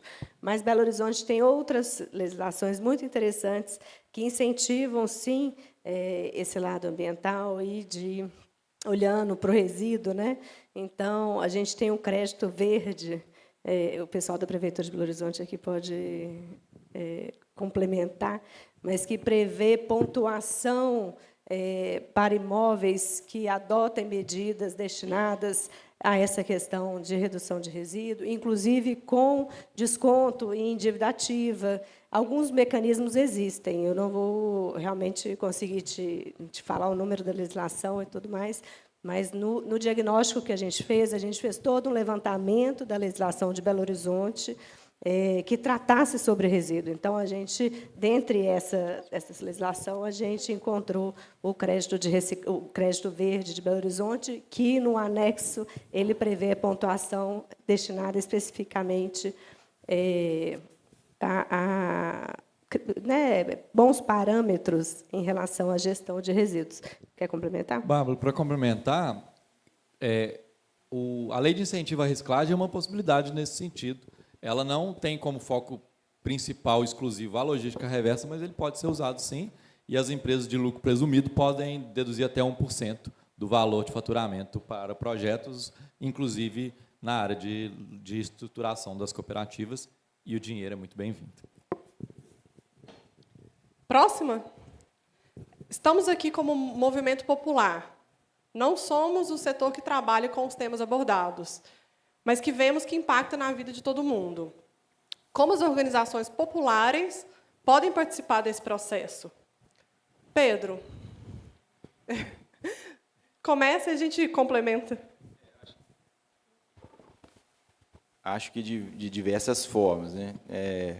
Pela própria natureza do projeto, ela é multidisciplinar e de muitos atores.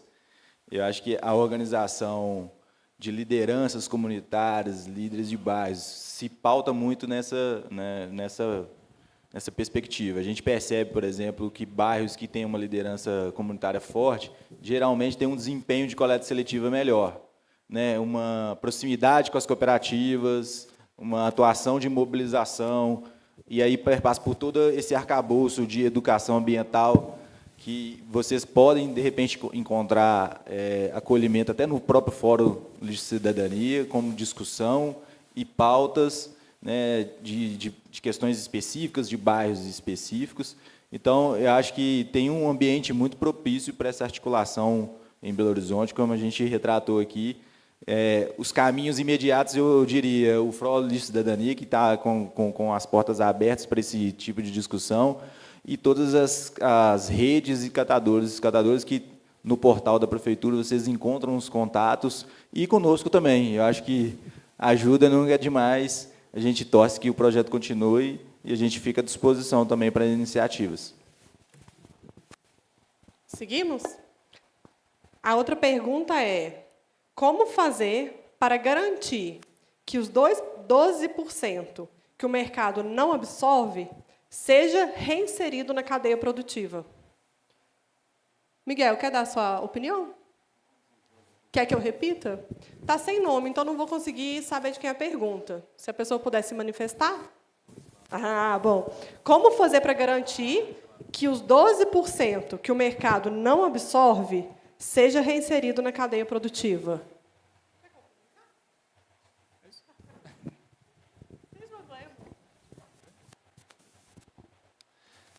Foi muito simplificado, né? Foi rapidinho. Eu vou explicar primeiro, parabenizar muito o painel, a apresentação, né? Quem frequenta o Fórum Municipal de Cidadania de Belo Horizonte teve o privilégio de ter já, né, um avanço disso daí, e lá surgiu essa questão, né? Eu tinha colocado ela para o Henrique, que não era dessa maneira, mas era aqueles 12,2% mais ou menos do material que ele aponta que ele não tem reciclabilidade, né? Está lá no início da apresentação. E eu perguntei o que era essa não reciclabilidade. Falaram, quem definiu isso foram as catadoras que lá estavam. Não é uma questão de que a natureza daquele material impede ele de ser reciclado, mas que as associações cooperativas não conseguem a reinserção dele na cadeia produtiva. Né? E aí isso volta até, tem um paralelo com o problema que a Alice falou, daqueles poucos que começam a trabalhar com a logística reversa, são aqueles que a gente acaba indo em cima. Né? Esses 12%, eles vão ficar no aterro, ou, na verdade, eles vão ficar parados no galpão de associação, depois eles vão voltar para o aterro, gerando um custo novo para a prefeitura, e eles sequer vão gerar crédito o crédito da logística reversa. Né? Então, você perde em todos os pontos. Às vezes, o setor de embalagem de isopor ele escolhe não reciclar mais, porque economicamente para ele não é interessante. Então, ele socializa todo o custo ambiental, todo o custo econômico daquilo ali, e não remunera na logística reversa. Teve a triagem, teve a coleta, tudo isso. Né? Falaram dos salgadinhos, aí, esses chips, é a mesma coisa, e isso é meramente uma opção empresarial de não se gastar com isso, né? Gera um dano ambiental, e esses em cima eles nem vão pagar depois do crédito. Então, a minha questão, né, desculpa ter feito uma questão bem longa aqui, mas contextualizando, ela é essa. Tá? Obrigado. Eu vou iniciar, depois eu vou passar para a Bárbara. Mas esse material, então, exatamente por ele não ter reciclabilidade técnica...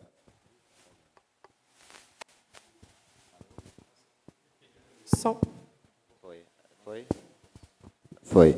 Esse material, por ele não ter reciclabilidade técnica e econômica, ele passa a ser um rejeito, e ele também vai ter um custo maior, porque ele tanto passa pela triagem, quanto depois... Então, ele tem o custo da coleta seletiva, e depois ele tem um custo a mais de ser triado, de ser enviado ao aterro. Então, ele passa a ter um custo duplo.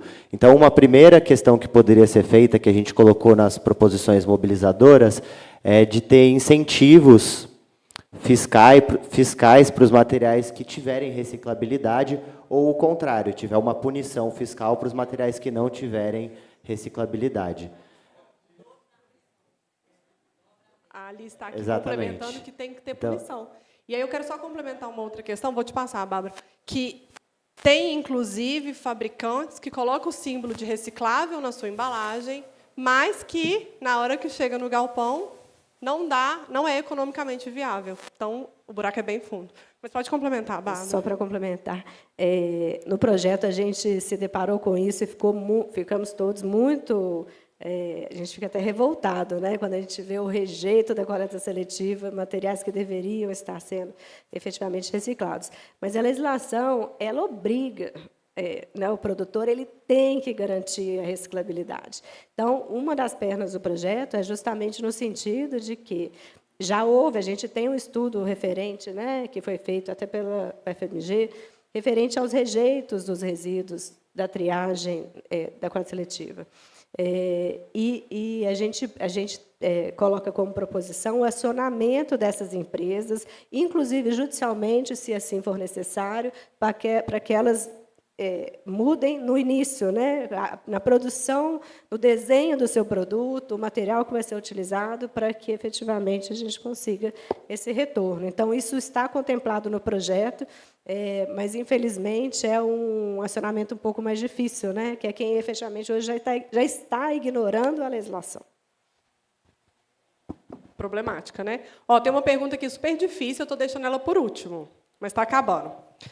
Keriston Pontes perguntou: empreendedor social do aglomerado Cabana dentro do projeto do novo ciclo, existe algum recorte que trata do catador 60+, e os com dependência química, os pequenos empreendedores que compram parte desses resíduos, que muitas vezes são ex-catadores, que conseguiu se formalizar.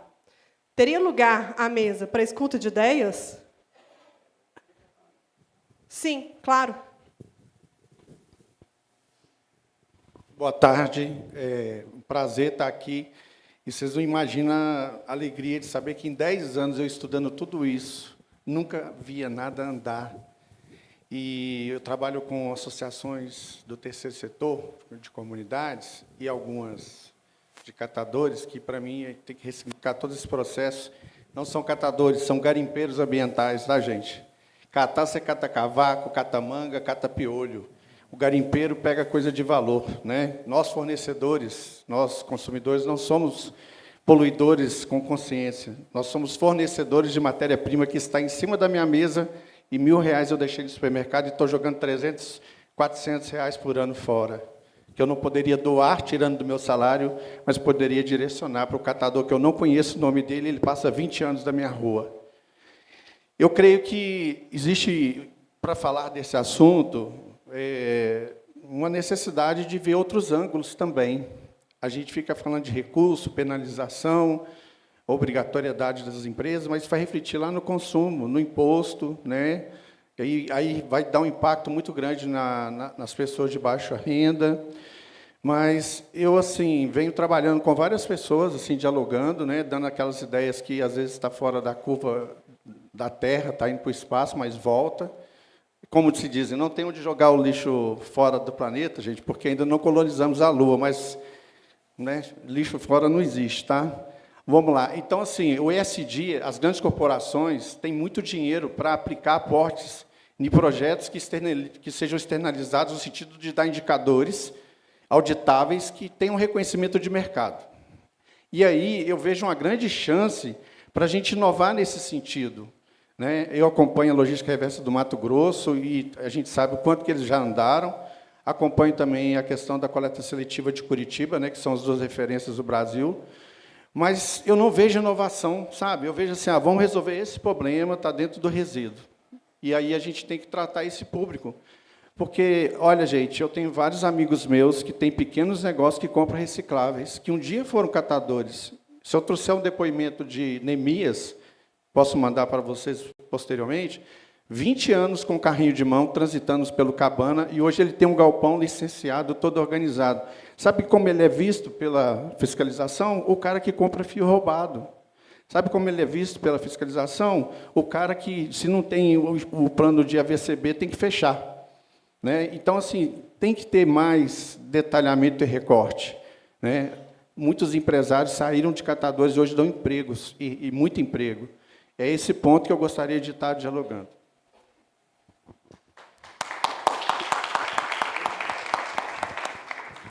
Keriston, muito obrigada por todas as suas considerações. Eu acho que a gente tem, sim, que considerar todos os viés e todos os ângulos. Qualquer ângulo que não tenha sido abordado, eu acho que é interessante da gente ouvir, ver como que a gente pode colocar. A nossa equipe, agora, no final, nós vamos estar aqui na confraternização, à disposição para poder continuar esse debate. A gente pode trocar contatos e ver como que a gente pode ir mais junto ainda, ver o que mais que a gente consegue acrescentar. Muito obrigada. E aí, agora, a última pergunta. Espero que vocês estejam preparados. Como fiscalizar o cumprimento das metas de logística reversa em Belo Horizonte? É da Natália. 5 horas e uma pergunta dessa, gente? Pensei que vocês estavam gostando da apresentação. Bom, a fiscalização é fundamental e ela está como foco nas principais proposições desse momento. E aí é muito importante a gente não cobrar de quem já está fazendo, ou melhor, não só cobrar de quem já está fazendo. Como a gente mostrou, quem já está fazendo está quase atendendo a meta. A questão é quem não está. Se a gente está chegando a 12% da meta e as empresas que estão fazendo estão próximas das metas dela, Temos um mundo de empresas que estão fora desse sistema, a gente precisa trazê-las. E aí, esse ponto, eu entendo, e a fiscalização de Belo Horizonte tem mostrado muito isso, do fiscalizar no sentido da educação, de sensibilizar, muito mais do que a ação punitiva, a gente precisa sensibilizar. A gente precisa mostrar para que as empresas, de fato, possam entender que elas são responsáveis pelo que, de fato, elas são responsáveis, mas sem excluir o controle, o comando e controle, como o Zé Cláudio muito bem me ensinou na aula de legislação ambiental. E aí, com os dados que a gente trouxe, com a análise profunda do Cadastro Nacional de Empresas Jurídicas, a gente já tem a lista das 336 mil empresas de Belo Horizonte. Então, amanhã, se a gente quiser mandar uma carta para todas elas, já é possível. Se a gente quiser cruzar esses dados com o do Alvará, é possível. Se a gente quiser pôr uma inteligência artificial para rodar um sistema, para mandar um e-mail, você já entregou o plano de logística reversa? É possível. Então, a gente precisa entender a dimensão de tudo isso e trabalhar com muita profundidade nessas duas vertentes. Eu queria só complementar, eu entendo bem o que a Natália está pensando, né? Porque a gente tem várias legislações municipais que a gente não consegue cumprir, né, Natália? E aí, até citando o exemplo que foi dito, né, do Mato Grosso do Sul, lá foi implementado o SISREV. Então, um sistema autodeclaratório em que as empresas informam a sua geração e as suas metas, né? Com base, inclusive, nos números que o Henrique já levantou, né? De quais são essas empresas. Belo Horizonte tem aí uma possibilidade grande de efetivamente conseguir cumprir. E também, com a lista que o Henrique, inclusive, fez pessoalmente, né, essa análise, a gente sabe quais são, efetivamente, as empresas que mais colocam produtos no mercado. Então, a gente consegue, inclusive, priorizar a ação da fiscalização, desde que a gente tenha isso construído numa nova e boa, que eu sei que a Natália está presidindo a comissão, nova política municipal de resíduos sólidos. A Natália pediu para poder falar, vou passar o microfone para ela. Ai, desculpa, é a Raquel. É que você falou para mim a hora que eu li o nome. Já que é fiscalização, né, vamos complementar. Obrigada, Cris. Boa tarde a todos. Meu nome é Raquel Guimarães. Eu sou fiscal de controle urbanístico e ambiental e estou diretora da área de planejamento da fiscalização. E a gente está muito feliz de estar aqui, né? A gente agradece ao time, porque a gente já viu essa apresentação, pelo menos parte dela, e agora a gente acabou de ver os outros resultados e a gente fica muito feliz com o andamento do projeto. Bem, eu vou pegar o gancho, na verdade, eu nem ia me manifestar, porque o objetivo do seminário é outro, mas eu achei muito importante as duas perguntas, né? Na verdade, as duas perguntas e provocações finais a respeito da fiscalização. E aí, o que eu queria contar para vocês, né? Em Belo Horizonte, nem vou falar sobre os outros municípios, né? Nem da região metropolitana, nem do estado de Minas Gerais, né? A Alice está aqui, nossa super parceira. A gente tem trabalhado em parceria com o governo do estado de Minas Gerais, e isso é muito importante. Mas, em Belo Horizonte, a fiscalização ela abrange 5 áreas de atuação. Então, a parte de resíduos, né, que a gente está aqui falando hoje, né, de logística reversa, e fazendo essa junção com reciclagem, que a gente acha que é o caminho realmente, resíduos, limpeza urbana, é só uma das áreas. Então, a gente trabalha a parte ambiental, a parte de obras, de vias urbanas, de posturas municipais, vai pensando, relações de consumo. A gente só não trabalha tributos, e eu nem posso falar que a gente não trabalha vigilância sanitária, porque... eu nem posso falar que a gente não trabalha vigilância sanitária, apesar de ter a fiscalização de vigilância sanitária, porque na pandemia, por exemplo, a gente que estava à frente das ações e várias das nossas ações, a exemplo de limpeza urbana, a exemplo de limpeza de lotes vagos, a gente acaba trabalhando a questão da saúde da população também. E aí, nessa história, uma das nossas frentes de trabalho, e respondendo a sua pergunta, tem a ver com a questão dos furtos de cabos de cobre. E a gente tem feito um trabalho integrado com outros órgãos, né, com os órgãos de segurança, com o Centro de Operações da Prefeitura, com as empresas de telefonia. E o nosso objetivo, né, e é muito bom a gente ver os dois lados, de forma nenhuma é criminalizar. Para vocês terem uma ideia, a gente estava ontem conversando com o William, do Recicla com Ética. Quem conhece aqui o William? Né? O William, ele tem um curso muito bacana, onde que ele ensina para as empresas de reciclagem, para os órgãos públicos, para os vários atores, o que é um material que possa ser de origem de receptação, de roubo, e o que não é, por exemplo. Então, os fiscais de controle urbanístico e ambiental, no dia 11 de julho, vão passar, por exemplo, por esse treinamento. Fora isso, as ações que a gente realiza hoje, e também nos galpões de reciclagem, nós não vamos, o fiscal ele não vai lá espontaneamente e aponta que qualquer material de cobre, por exemplo, é produto de furto. Então, normalmente, tem a empresa de telefonia que faz essa rastreabilidade, ou o órgão de segurança. Estou contando isso para vocês, que uma forma que talvez a gente pode amenizar essas possíveis distorções, e a gente nem está dizendo que elas não ocorram, estar ampliando esse tipo de curso que, por exemplo, o William, do Recicla com Ética, faz, e a gente prepara, né, os galpões de reciclagem, por exemplo, para estar recebendo esse material de forma lícita, né, e todos os agentes que trabalham. Né? Então, a fiscalização de controle urbanístico e ambiental ela trabalha dessa maneira. Né? Nós trabalhamos com planejamento, intersetorialidade, parceria. Erros podem acontecer, sem dúvida, mas a gente trabalha para não ter. É assim que a gente trabalha. Né? E nós somos parceiros, né, do projeto Novo Ciclo, né? Estamos envolvidos nas discussões com a Superintendência de Limpeza Urbana, com o governo do Estado, com quaisquer órgãos que forem realmente trabalhar essa implementação do projeto, que esse projeto é magnífico, é sensacional. Ele realmente é um projeto que veio fazer diferença.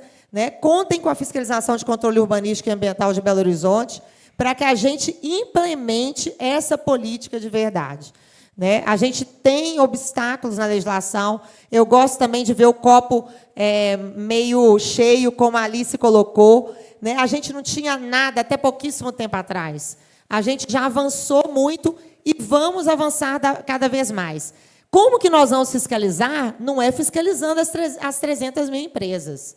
Não é assim. Né? É através de implantação de sistema, cruzamento de dados. Semana que vem, por exemplo, nós vamos ter uma reunião com a AMIS, que é a Associação dos Supermercados e Hipermercados. E aí a gente vai trabalhar essa questão da logística reversa lá, né, Lucas? Então, assim, a gente está trabalhando de forma inteligente. Né, com planejamento, parcerias, cruzamentos de dados, e vocês podem contar com a fiscalização de controle urbanístico e ambiental, e não é para penalizar, não. Se for para penalizar, penalizaremos. Mas o que a gente quer mesmo é ganhar parceiros, conscientizar, para que a gente tenha realmente as políticas implementadas. É isso que eu queria dizer. Muito obrigada.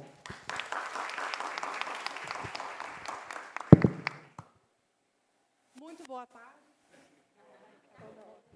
Som? Muito boa tarde, quase noite a todos. A gente vai finalizar por aqui. Temos uma confraternização. O time está todo à disposição, caso vocês queiram conversar, trocar contato, trazer alguma colaboração. E é isso, até breve.